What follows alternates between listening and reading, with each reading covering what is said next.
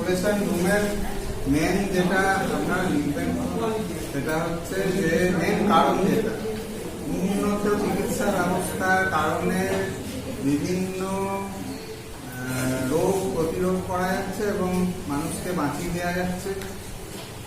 উন্নত প্রযুক্তির কারণে বিভিন্ন রকম মেডিকেল ইকুইপমেন্ট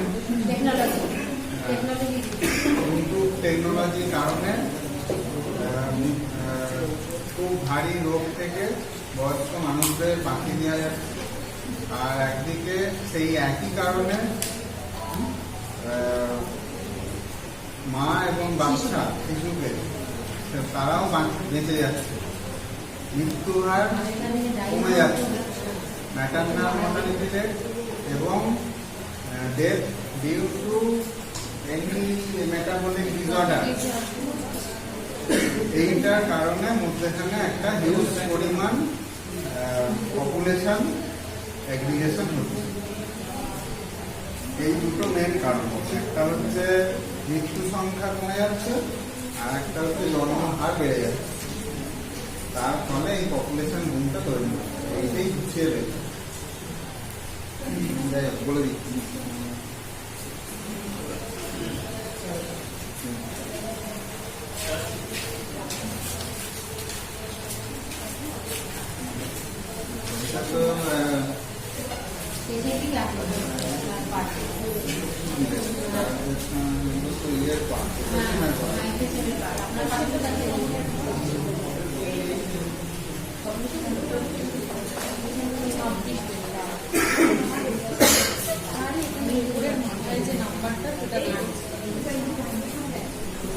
ইমিউনাইজেশন শিডিউলটা কিন্তু খুব ইম্পর্টেন্ট। এখান থেকে ওরালের কোশ্চেন আসছে প্রচুর। ইমিউনাইজেশন শিডিউল দেখুন, গর্ভবতী মাকে কখন কি ভ্যাকসিন দেওয়া হয়, জন্মের সময় কি দেওয়া হচ্ছে, 9 মাসে কি দেওয়া হচ্ছে, পেন্টাভ্যালেন্ট কখন কখন দেওয়া হয়, এইগুলো আর কি। বুস্টার ডোজ কখন দেওয়া হয়, বা 1.5 বছর থেকে 2 বছরের মধ্যে কি কি ভ্যাকসিন দেওয়া হয়, এইগুলো আর কি।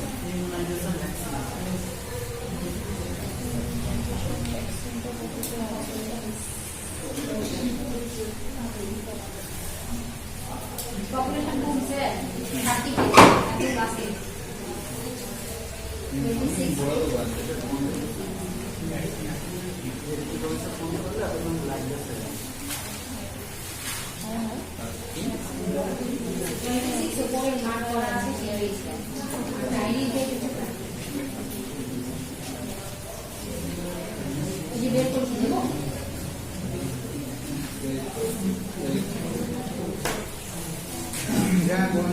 এগুলো আর কি বিভিন্ন ভাষা দিয়ে এগুলো একটু লিখতে হয়। সভ্যতা ক্রমবিকাশের সাথে সাথে পরিবেশ ও প্রকৃতির প্রতি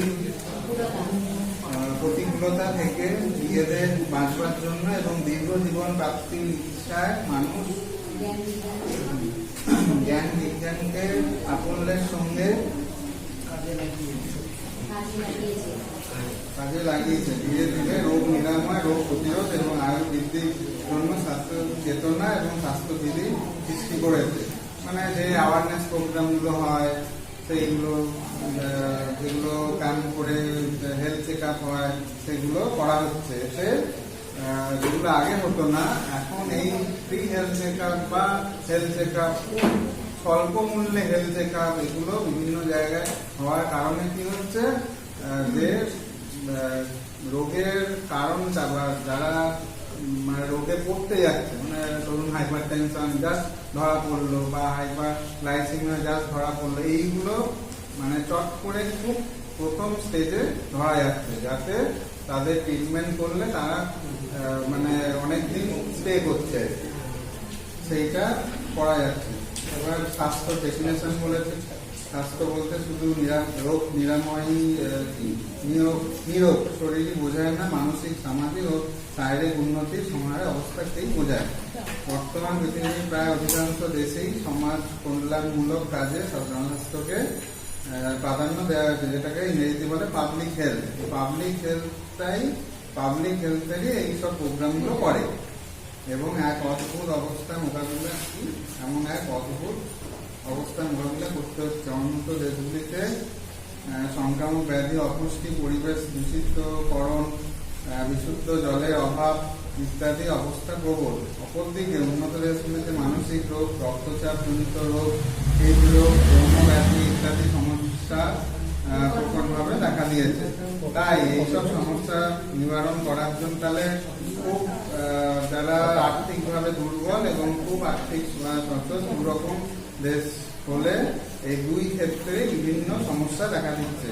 বিভিন্ন রোগ, অপুষ্টি যেমন হচ্ছে সেরকম সাইকোলজিক্যাল কজ এবং মেটাবলিক ডিসঅর্ডার এগুলো কিন্তু দেখা দিচ্ছে দুদিকে।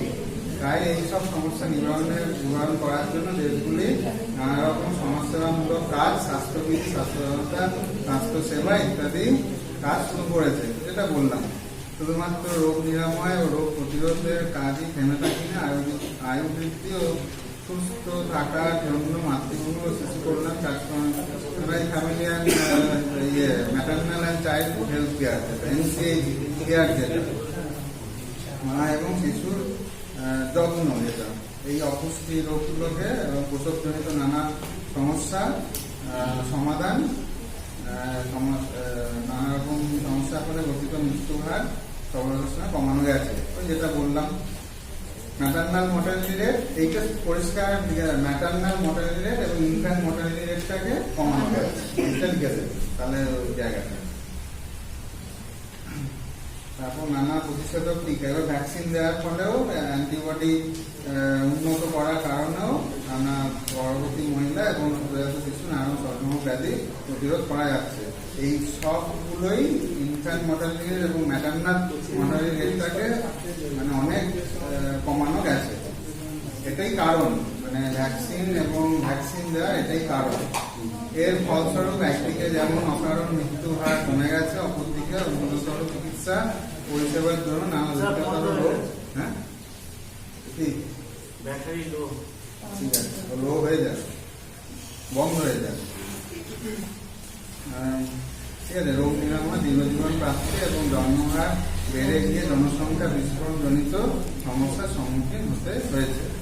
এই জায়গাটা একটু লিখতে হবে যে এর ফলস্বরূপ একদিকে যেমন অকারণ মৃত্যু হার কমে গেছে, অপরদিকে উন্নততর চিকিৎসা পরিষেবার জন্য নানা জটিলতর রোগ নিরাময়, দীর্ঘ জীবন প্রাপ্তি ও জন্মহার বেড়ে গিয়ে জনসংখ্যা বিস্ফোরণ জনিত এইটুকুটা যেন থাকে।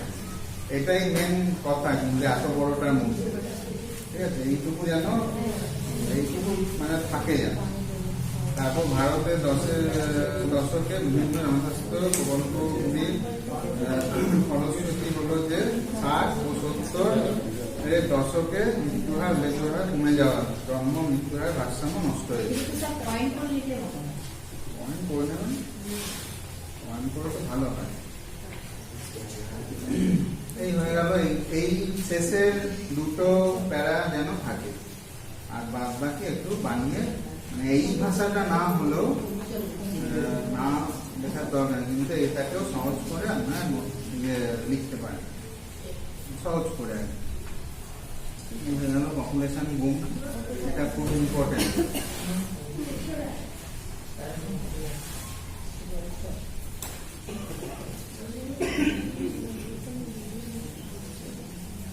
Maternal and child health care, আর ডায়াবেটিক চার্টটা, ডায়াবেটিক চার্ট আছে তো?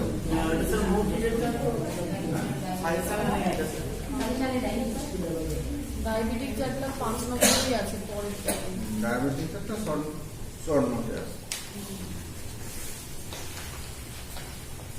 Maternal and health child health care, মা ও শিশুর জীবনের হেলথ অ্যান্ড এডুকেশনটা আছে এটা একবার বলে দিন। স্যার, ডায়াবেটিক চার্ট যেটা বলছিলেন সেটা কি ওই যেরকম ভাবে আছে ওরকমভাবেই করবো, যে কত ক্যালোরি, খাদ্য শস্য খাবো?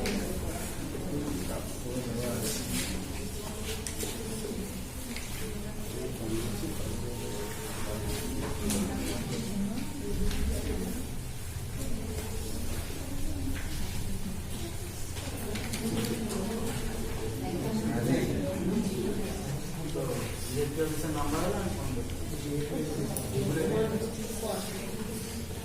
ইয়েটা কোথায় আছে ডায়াবেটিকটা? স্যার এই কোশ্চেন কম্পিটিশন গ্রুপের পরেই আছে।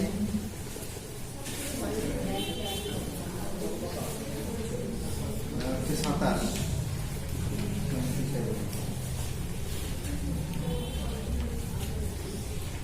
এটা ক্যালোরি হিসাব করে দিয়েছে। হ্যাঁ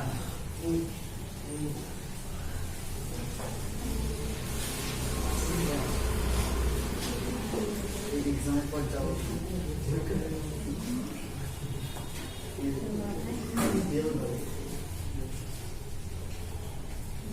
এটা ক্যালোরি হিসাব করে দিয়েছে। আবার আপনি ওই ইয়ে করেও লিখতে পারেন, সকালে কি খাবে, কতটা খাবে, দুপুরে কি খাবে, বিকেলে কি খাবে, রাতে কি খাবে, ওটাও লিখতে পারেন। ওটাও ক্যালোরি করেই হয় হিসেবে।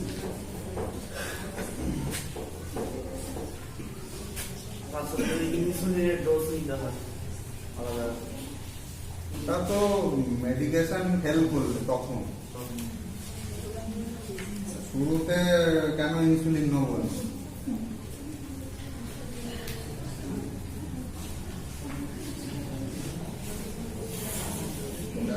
হেলথ অ্যান্ড এডুকেশন না, হেলথ কাকে বলে ওটা কিন্তু ওখানে লিখিত আছে। হেলথ অ্যান্ড এডুকেশন জনসংখ্যা, হেলথ অ্যান্ড এডুকেশন।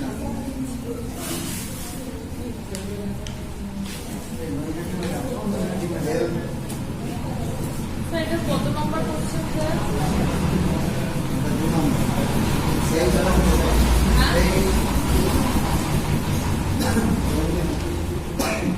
পাতা যেটা কাউন্ট করে 23 নম্বর। হেলথ অ্যান্ড এডুকেশনের মধ্যে আমাদের জনসংখ্যা, স্বাস্থ্যের একটি অত্যাবশ্যক হাতিয়ার হলো স্বাস্থ্য ও শিক্ষা।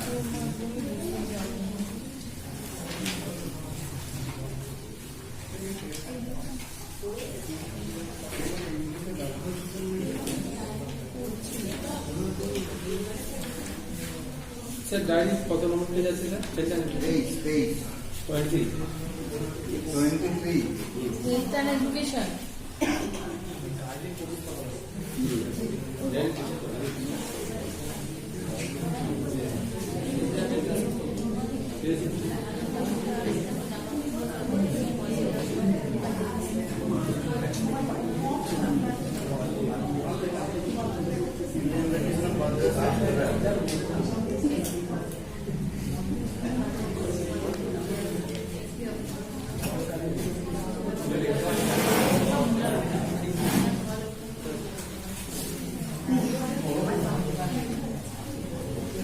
জনসংখ্যা নয়, এটা ভুল আছে লেখা।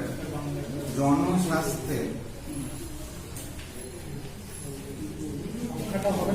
জনস্বাস্থ্যে পাবলিক স্যার এখানে লেখা আছে জনসংখ্যা স্বাস্থ্যের লেখা। মানে এটা তো হবে না, জনসংখ্যা স্বাস্থ্যের এটা কথা হয় না। স্বাস্থ্য সংখ্যাটা কেটে দেবো? জনসংখ্যাটা কেটে দিই। জনস্বাস্থ্য মানে পাবলিক হেলথ, যেটাকে বলে পাবলিক হেলথ বা জনস্বাস্থ্যের একটি অত্যাবশ্যক হাতিয়ার হলো স্বাস্থ্য ও শিক্ষা। মানে এই দুটোই, যদি এই দুটোই আমাকে ইয়ে স্বাস্থ্য যেমন হাইজেনিক হতে হবে, সেরকম এই হাইজিনটাকে মেনটেন করার জন্য আমার শিক্ষাটা দরকার, সেইটা বলেছে। স্বাস্থ্য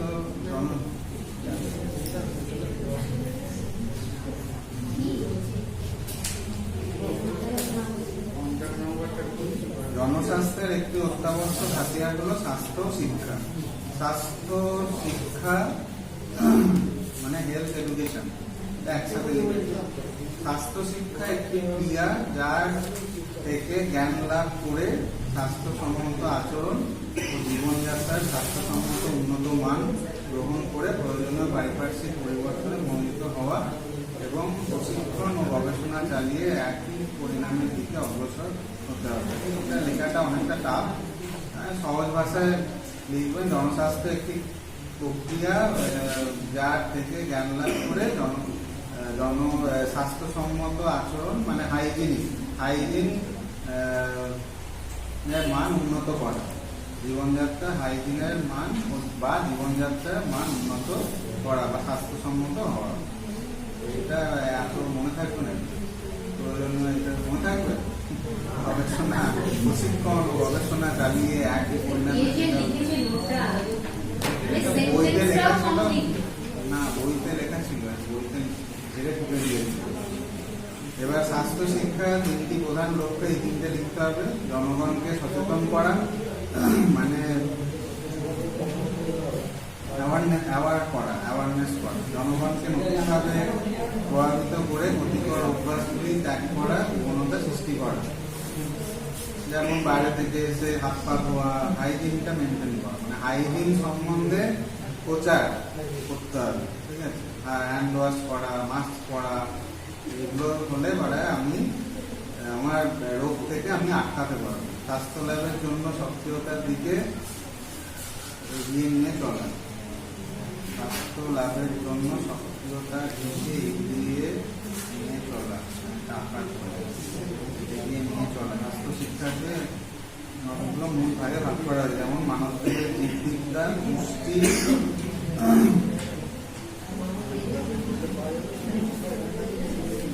সমষ্টিগত ফিজিক্যাল সায়েন্স।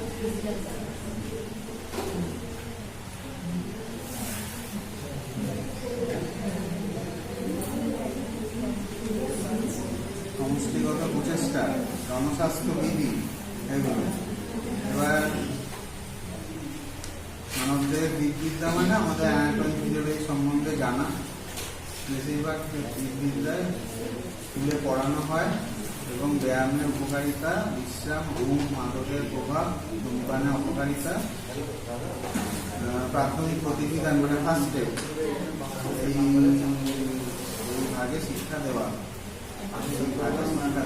মানে এগুলো আর কি, এগুলো ইংলিশেও লিখতে পারে, মানে regular exercise, rest, sleeping, use of drugs, and use of drug and smoking, first aid, এগুলো বিষয়ে শিক্ষা দেওয়া।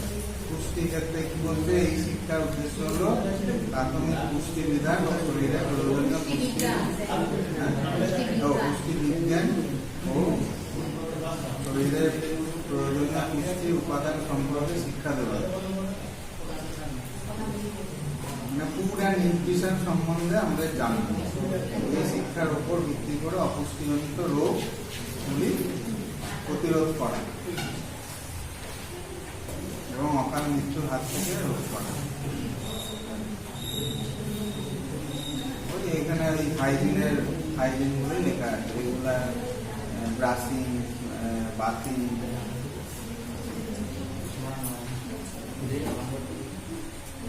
পরিষ্কার পরিচ্ছন্নতা, ক্লিনলিনেস, এগুলো সংক্রামক ব্যাধিগুলো প্রতিরোধ করতে সক্ষম আছে। সমষ্টিগত প্রচেষ্টা মানে যেগুলো অ্যাওয়ারনেস প্রোগ্রাম করা, এগুলো হচ্ছে সমষ্টিগত প্রচেষ্টা। জনসাধারণ সমবেত ভাবে যদি স্বাস্থ্য রক্ষা বিষয়ে অজ্ঞ থাকে ও তাদের জন্য নানা রকম কুসংস্কার জানাবাদে বা পারস্পরিক সহযোগিতা না থাকে, তাহলে সরকার, মিউনিসিপ্যালিটি এবং গ্রাম পঞ্চায়েত প্রভৃতি সমবেত প্রচেষ্টা করে সেগুলি না বোঝায়, তাহলে সংক্রমণ প্রতিরোধ অসাধ্য হবে, প্রতিরোধ করা অসাধ্য হবে। তাই সমষ্টিগতভাবে স্বাস্থ্যবিধি সম্পর্কে জ্ঞান লাভ করা। জনস্বাস্থ্যবিধি, পাবলিক হেলথ, নিজের পারিবারিক স্বাস্থ্য রক্ষা, মানে এটা সোশ্যাল হেলথের মধ্যে পড়ে। উন্নতি যেভাবে করা হয় সেই বিষয়গুলো সম্বন্ধে চিন্তাভাবনা উন্নত করতে হবে। যেমন ব্যক্তিগত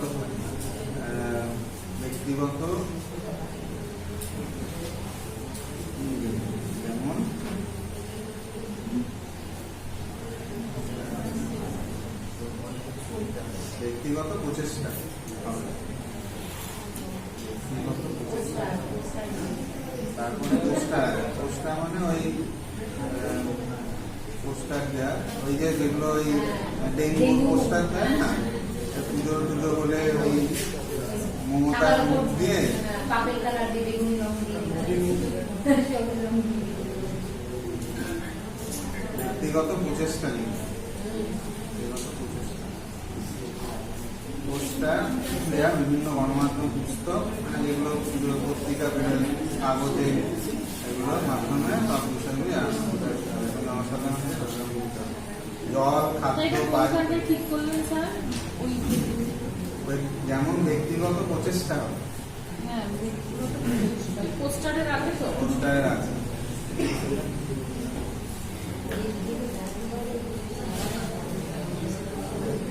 ব্যক্তিগত প্রচেষ্টা, পোস্টার, বিভিন্ন গণমাধ্যম, সেটা টিভি হতে পারে, খবরের কাগজ হতে পারে, পত্রিকা হতে পারে, বই হতে পারে। এখন এখন যেটা লিখতে হবে সেটা হচ্ছে রিলস দিয়ে, রিলস দিয়ে বোঝাতে হবে। স্যার ফোনে যেমন ফোনে যেমন ইউজ বানায় মনে হয় এমন রিলস দিয়ে অনেক আছে, বানায়, অনেকে বানায়। রিলস দিয়ে এখন প্রচার করতে হবে। এখন তো বই পড়ে, তো পত্রিকা পড়ে, কি হয় সেই তো পুরোনো দিনের লোকেরাই কেনে। এখন স্মার্টফোন সোশ্যাল মিডিয়া কিছু জিনিসটাকে আর কি হ্যান্ডেল করে দিচ্ছে। তো এগুলো লিখতে পারেন মোবাইলের মাধ্যমে বিভিন্ন রকম প্রচার করা। ফেসবুক, ইনস্টাগ্রাম, ফেসবুকের মাধ্যমে বা গণমাধ্যমে, হোয়াটসঅ্যাপে মোবাইলটাও তো এই যে ফেসবুকটা গণমাধ্যম, সেগুলো লেখা যাবে। এখন যেটা হচ্ছে এখন এটাই সব থেকে ভালো। জল, খাদ্য, বায়ু, ভূমি ইত্যাদি থেকে কিভাবে রোগ জীবাণু বিস্তার করছে এবং সংক্রামক ব্যাধি এবং কলেরা, যক্ষ্মা, টাইফয়েড, ম্যালেরিয়া প্রভৃতি জীবাণুর বিষয় সম্পর্কে, মানে কোন কোন রোগগুলো জলবাহিত বা বায়ুবাহিত সেইভাবে প্রিভেনশন করা, সেইভাবে প্রিভেনশন করতে হবে। শিশু পালন ও শিশু স্বাস্থ্য রক্ষা, প্রসবকালীন রোগ ও তার প্রতিকার, শিশুদের প্রতিষেধক টিকা দেওয়া, আবার মশা, মাছি, ইঁদুর, গৃহপালিত জীবজন্তু দ্বারা রোগ বিস্তার ইত্যাদি বিষয়গুলি জনসাধারণের সামনে তুলে ধরতে হবে এবং স্বাস্থ্যগত উন্নতি সম্পর্কে সঠিক বার্তা মুখে দিতে হবে। রেসপন্সিবিলিটি অফ হেলথ ওয়ার্কারটা খুব ইম্পর্টেন্ট, যেমন বড় কোশ্চেন আছে দিয়েছে 10 নাম্বার, এটা তো আগের দিন বলে দিলাম, কোনটা স্যার? তারপরেই আছে স্যার পয়েন্টগুলো অল্প অল্প করে লিখলে হবে। পয়েন্ট সব থাকতে হবে। পয়েন্ট থাকবে। তবে ওই 2 ঘন্টার পরীক্ষা, 2 ঘন্টা না 3 ঘন্টা, 3 ঘন্টা 3 ঘন্টা দিতে। 3 ঘন্টা ঘন্টা না, 3 ঘন্টা। এবার আমরা সময় ভাগ করে নিতে হবে, 4টে সাবজেক্ট 45 মিনিট করে, কত মিনিট করে হচ্ছে? ডাক্তারের হ্যাঁ স্যার, 3 ঘন্টা। আমরা 3 ঘন্টা কমিটি 100 নম্বরের পরীক্ষা দিই, আর এটা দিতে হবে 200 নম্বরের পরীক্ষা, তারপর কোনো মিনিট নেই। 50 করে। এখানে ভালো মানুষ হবে, তাহলে এইরকম করে টাইম ভাগ করে নিতে হবে। 45 মিনিটের মধ্যে এক একটা চ্যাপ্টার শেষ করে দিতে হবে, যতটাই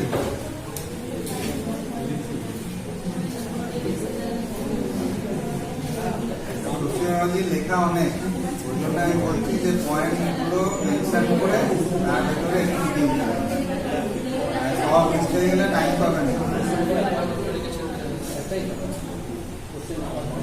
মানে মেন দিকটা খালি এক্সপ্লেনেশন করে দিই।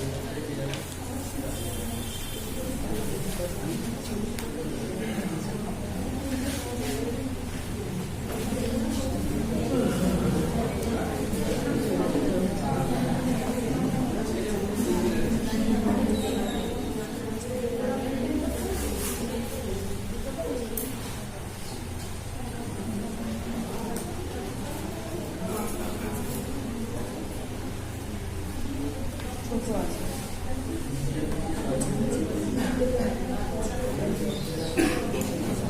ডায়াবেটিক ডায়েট চার্ট যেটা আছে তো এই এত দাম ক্যালোরি হিসেব করে খুব দাম এটা আমার কাছে ইয়ে ছিল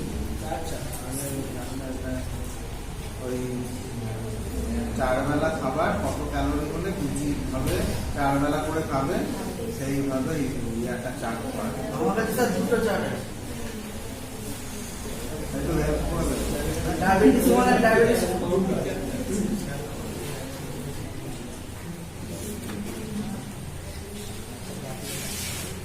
একটু বলে দেবেন সবাই সবাই তো একসাথে পড়বে না। ও বলবে আপনারা লিখে নেন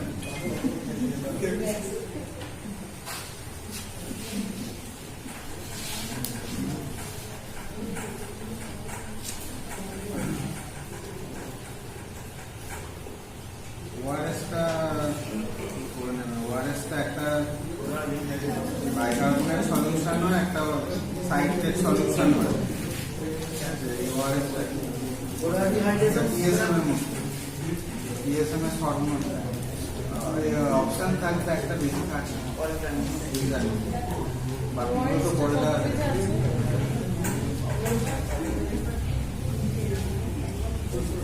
সেদিন আমার স্যার বীরেন্দ্র কৃষ্ণ ভদ্র আসবে কি হবে কে জানে।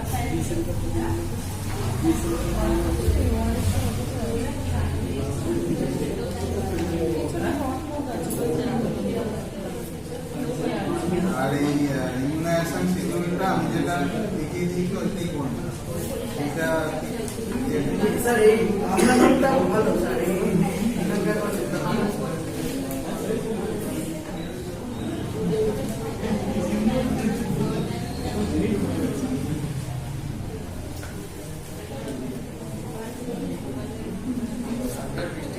ওরালের কোশ্চেন গুলো বলে দিয়েছি ওরালের ওগুলো ভ্যাকসিন থেকে ওটা বললাম ইমিউনিটি মানে কি ইমিউনিটি কাকে বলে হোয়াট ইজ ইমিউনিটি তারপরে কি কি ভাগ আছে এবার অ্যাক্টিভ ন্যাচারাল বা আর্টিফিশিয়াল অ্যাক্টিভ আর্টিফিশিয়ালের কটা এক্সাম্পল এইরকম কোশ্চেন গুলো হয় ওরালে স্যার অ্যাক্টিভ আর্টিফিশিয়ালের দুটো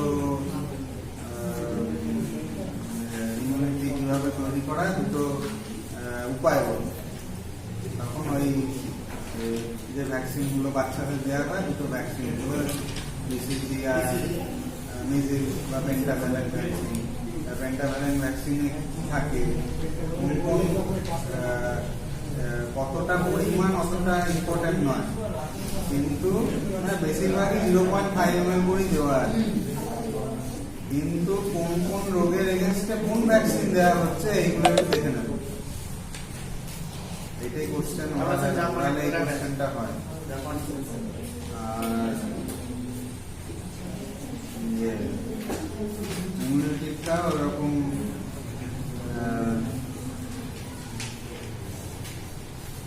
যেমন প্যাসিভ আর্টিফিশিয়াল ইমিউনিটি কিভাবে হয় বা প্যাসিভ ন্যাচারাল কিভাবে হয় প্যাসিভ ন্যাচারাল যেমন দুটো উপায় একটা থ্রু প্ল্যাসেন্টা আর একটা থ্রু বেসলিং এইগুলো দুটোতেই বাচ্চা ডাইরেক্টলি মায়ের থেকে অ্যান্টিবডি গ্রহণ করছে আর এটিএসটা কি টাইপের ইমিউনিটি তৈরি করে এটিএস বা র্যাবিস ভ্যাকসিন এটা কি টাইপের ইমিউনিটি তৈরি করে মানে ওটা প্যাসিভ আর্টিফিশিয়াল অ্যান্টিবডি তৈরি এরকম কোশ্চেনগুলো হয়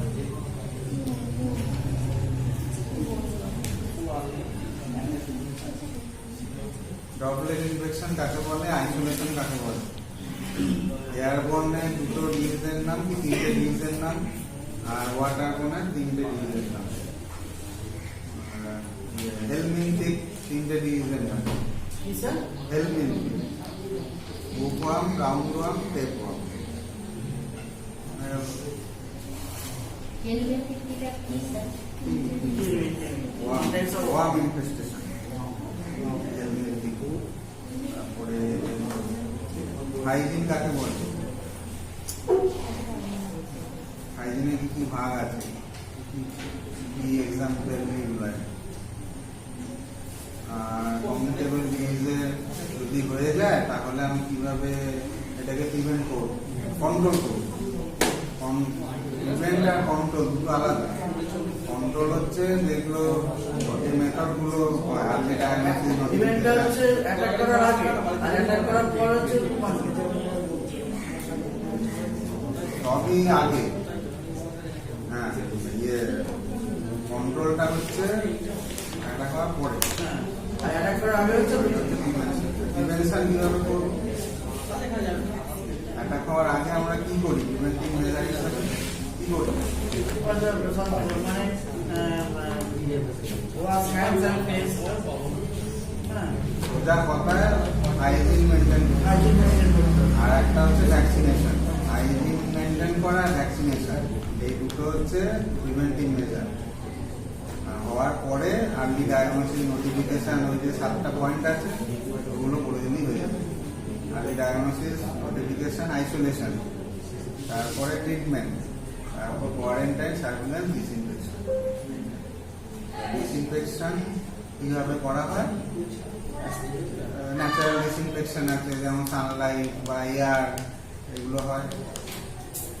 কেমিক্যাল ডিসইনফেকশন আছে, ব্লিচিং পাউডার দিচ্ছি, ফেনল দিচ্ছি, ফিনাইল দিচ্ছি, এভাবে হয়। চুন দিচ্ছি, চুনটা কি জলে 40 স্যার, কেমিক্যাল। 40 এলাম ডিসইনফেকশন করে না, ওটা ইয়ে করে, মানে ওটা পিউরিফিকেশন, ডিসইনফেকশন করা। ডিসইনফেকশন না মোটামুটি ওই এক্সটার্নাল অ্যান্টিসেপ্টিক আর ইন্টারনাল। তারপরে সোপ ডিসইনফেকশন একটা, এগুলো স্যানিটাইজার।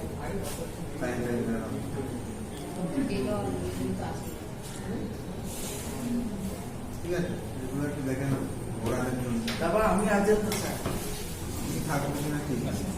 কেন স্যার বীরেন্দ্র কৃষ্ণ ভাদ্রের কাছে যাবেন নাকি? বীরেন্দ্র কৃষ্ণ ভাদ্র আসতে বসে দিন আমার মানুষের শ্রোতা হয়ে। আর কি কোশ্চেন আছে কারণ?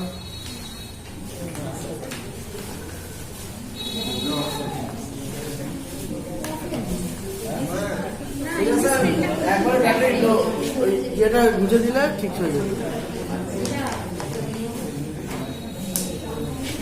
ঠিক আছে, 20% লোড রাখবে।